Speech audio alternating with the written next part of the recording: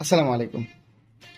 আমাদের হাতে এই মুহূর্তে একটি ইনফিনিক্স নোট 7 লাইট একটি মোবাইল আছে। আর এই মোবাইলটা ছিল ওয়াটার ড্যামেজ, অর্থাৎ মোবাইলটা পানিতে পড়েছিল।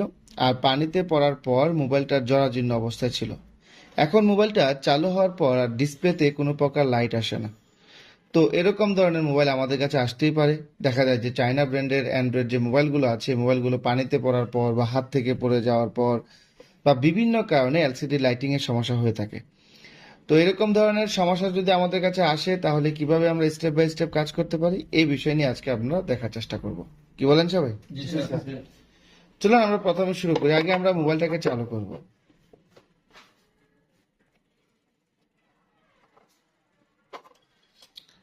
আমরা মোবাইলটাকে চালু করেছি। চালু করার পর এখানে দেখুন ইনফিনিক্স লেখাটা কিন্তু দেখা যাচ্ছে, বাট এলসিডিতে কোনো প্রকার আলো আসছে না, তাই না? একটু আর করে দেখলে দেখা যাচ্ছে এই যে চালু হচ্ছে। তো মোবাইলটা চালু হচ্ছে, বাট এলসিডিতে কোনো প্রকার লাইট আসছে না। ঠিক আছে, তো আমরা ফার্স্ট স্টেপে কি করব? আমরা অনেকেই করি কি, ফার্স্ট স্টেপে এলসিডি চেঞ্জ করে দেখি। দেখুন, এলসিডি তো চেঞ্জ করতে পারবো। আগে আমাদের দেখতে হবে যে এলসিডির লাইনের মধ্যে যে এলসিডি লাইটিং এর যে লাইনগুলো আছে, এই লাইনগুলো ঠিক আছে কিনা, মান দেখাচ্ছে কিনা বা শর্ট আছে কিনা। অনেক সময় একটা মোবাইল পানিতে পড়ে গেলে এলসিডি লাইটিং লাইন কি হয়ে যায়, শর্ট হয়ে যায়। কথা বুঝতে পেরেছেন? তো আমরা ব্যাটারিটাকে ডিসকানেক্ট করে দেব। ডিসকানেক্ট করে দেওয়ার পর আগে আমরা চলে যাব বর্নি স্কিমেটিকে, দেখবো যে বর্নি স্কিমেটিকে এলসিডি লাইটিং এর সাপোর্টটা আছে কিনা, বা এই যে এটা কত ইনফিনিক্স নোট 7 লাইট, এটা সাপোর্ট আছে কিনা ইনফিনিক্স এই যে বর্নির মধ্যে। তো আমরা চলে যাব সরাসরি বর্নি স্কিমেটিকে। বর্নি স্কিমেটিকে যাওয়ার পর হার্ডওয়্যার সলিউশনে যাব। হার্ডওয়্যার যাওয়ার পর এটা মডেল কত, Infinix note 7 Infinix, just 1 minute. হ্যাঁ, এটা আপনি ইয়েতে দিবেন। হ্যাঁ, এটা দেন, X656 আমাদের ইয়েটা দেন, দেন এদিকে দেন। এটা চেঞ্জ করলো কে? ওহো, সরি সরি,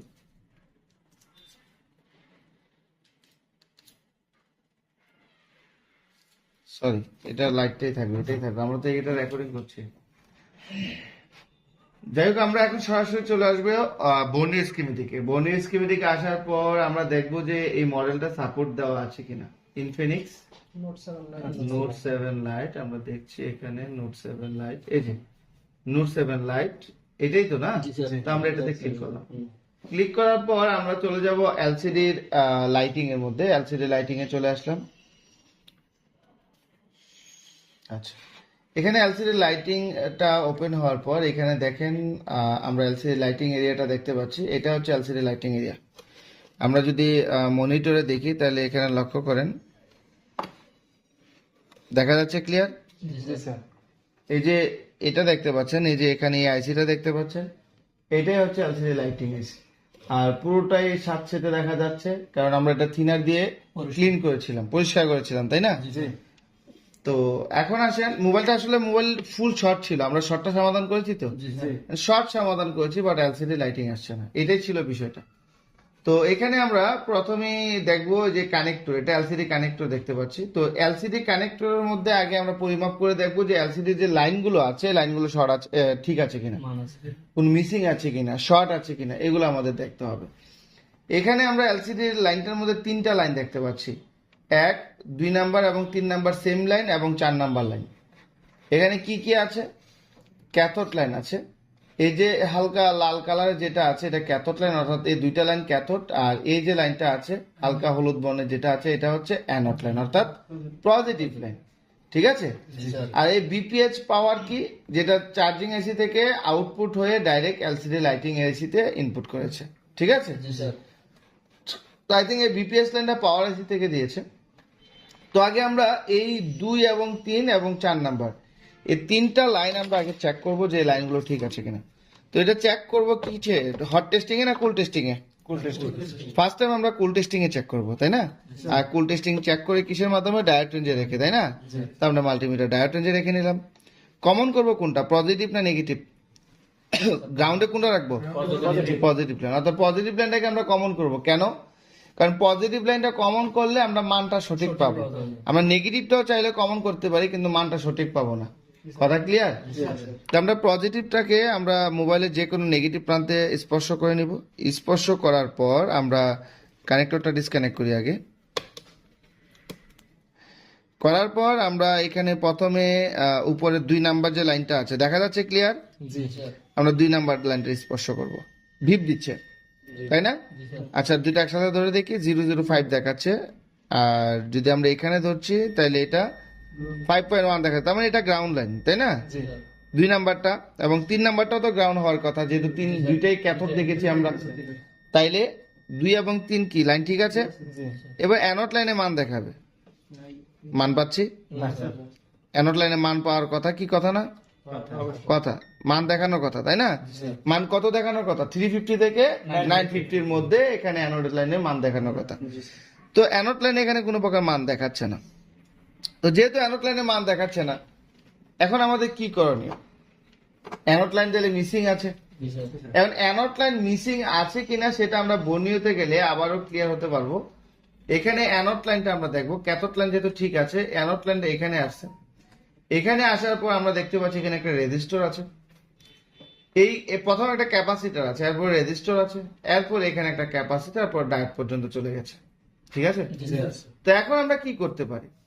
আমরা এখন এই ক্যাপাসিটারে দেখবো মান আছে কিনা।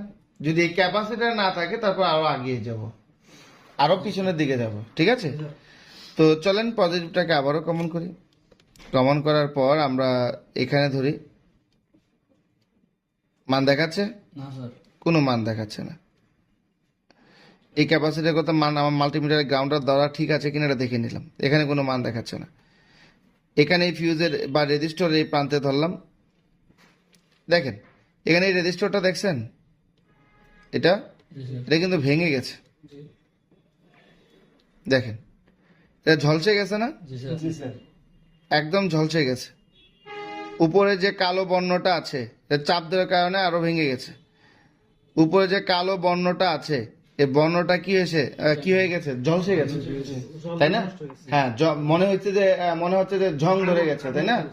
জি, কার্বন জমা হয়ে গেছে। আচ্ছা, ঠিক আছে। তো এখন আমরা কি করতে পারি? আগে আমরা এখানে দেখলাম, এটা একটু ঝংগুলোকে আগে একটু ক্লিয়ার করে নেই তাতালের মাধ্যমে।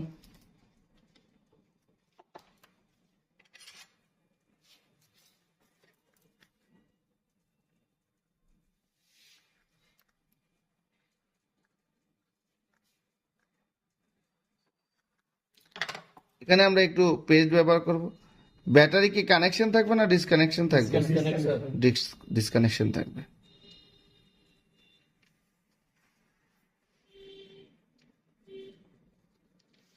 ঠিক আছে, তো এবার আমরা কি করব? একটু ক্লিন করে নিই প্রথমে।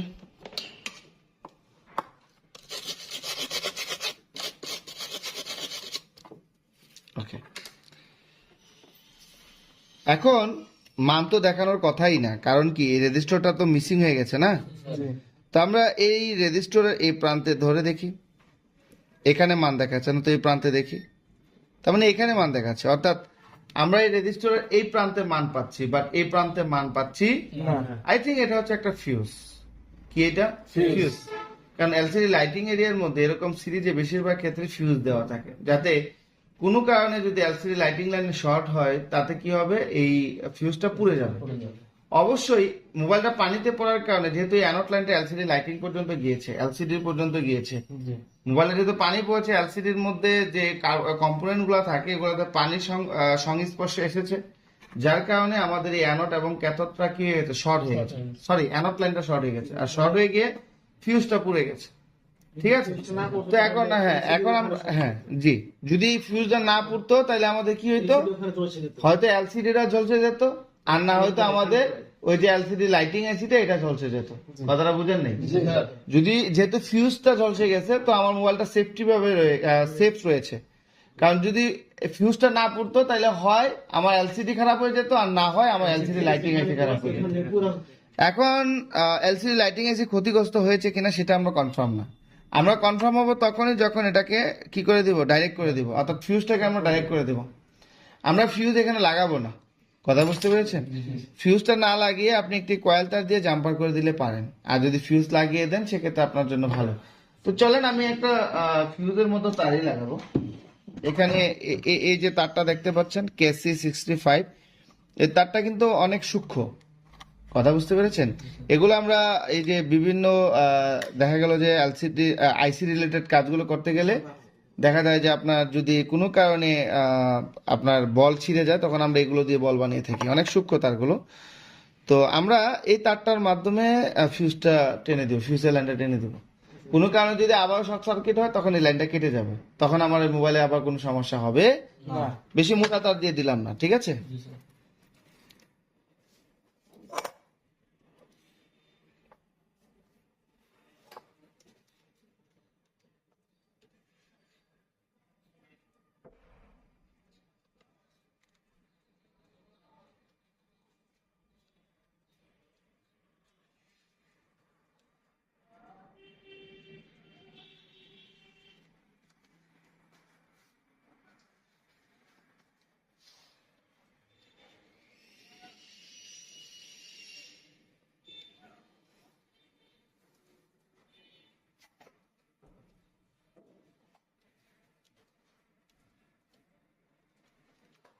এটা অনেক সূক্ষ্ম তার, দেখছেন কেটে গেছে কিন্তু তাতালের ইয়াতে। যাই হোক, এখন আমরা দেখবো এখানে মান দেখায় কিনা। আমরা জাম্পার করে দিলাম, এখন আমরা এখানে মান দেখবো। আসছে মান? তার মানে মান চলে আসছে, তাই না? ক্যাথোডে, এই ক্যাথোডে ভিপ দিচ্ছে, তার মানে অ্যানোডে মান চলে আসছে। তো এখন আমরা মোবাইলটা চালু করে দেখব যে আমাদের মোবাইলে যে এলসিডি লাইটিং সমস্যাটা ছিল এই সমস্যাটা সমাধান হয়েছে কিনা। না হলে আমরা নেক্সট স্টেপে এগিয়ে যাব, তাই না? জি স্যার। দেখতে পাচ্ছি আলহামদুলিল্লাহ আমাদের মোবাইলের সমস্যাটা কিন্তু ইজিলি ভাবে সমাধান হয়ে গেছে। একদম ইজি না? এলসিডি লাইটিং এসে চেঞ্জ করতে হয়েছে? না স্যার। এলসিডি চেঞ্জ করতে হয়েছে? না স্যার। একদম সিম্পল ভাবে সমাধানটা করে ফেললাম। কথাটা বুঝতে পেরেছেন? এটা প্রাথমিক ধাপেই কাজটা হয়ে গেছে। এরকমও হতো যে ফিউজটা ঠিক আছে, অন্য কোনো কারণেও হতে পারতো, কিন্তু আমরা কি পারবো স্টেপ বাই স্টেপে কাজগুলো করার জন্য? সবাই পারবেন? শিওর? অবশ্যই স্যার। এলসিডি লাইটিং এসিটা যদি চেঞ্জ করা লাগতো পারতেন? অবশ্যই। পারবেন সবাই? জি স্যার। ইনশাল্লাহ। আর এই মোবাইলটা কিন্তু পাওয়ার অ্যাসিডও রিবোলিং করা হয়েছিল। এটা কে করেছে? আপনি? স্যার আমি আপনার নাম নাকি? শৌকত আকবর, শওকত আকবর। আপনি এসেছিলেন কোন জায়গা থেকে? কক্সবাজার। কক্সবাজার থেকে। শওকত আকবরের চেহারাটা একটু দেখাই, লাইটটা দেন। শওকত আকবর ভাই, এই মোবাইলটা একদমই ফুললি ডেড অবস্থায় ছিল। আমাদের শওকত ভাই এই মোবাইলটার পাওয়ার অ্যাসিড চেঞ্জ করেছিল। কি ঠিক কিনা শওকত ভাই? স্যার। কেমন লেগেছে আপনার কাছে? অবশ্যই ভালো লেগেছে স্যার। পারবেন আইসি রিলেটেড কাজগুলো করার জন্য? শিওর? জি স্যার। ভালো লাগে আইসি রিলেটেড কাজ করতে? আচ্ছা, আইসি লাগানো কি বেশি কঠিন? না স্যার। এখন মনে করেন আপনি একটা মোবাইলের সমস্যা নিরূপণ করতে পারছেন না, তাহলে আইসি লাগিয়ে লাভ হবে? না স্যার। ঠিক কিনা? জি স্যার।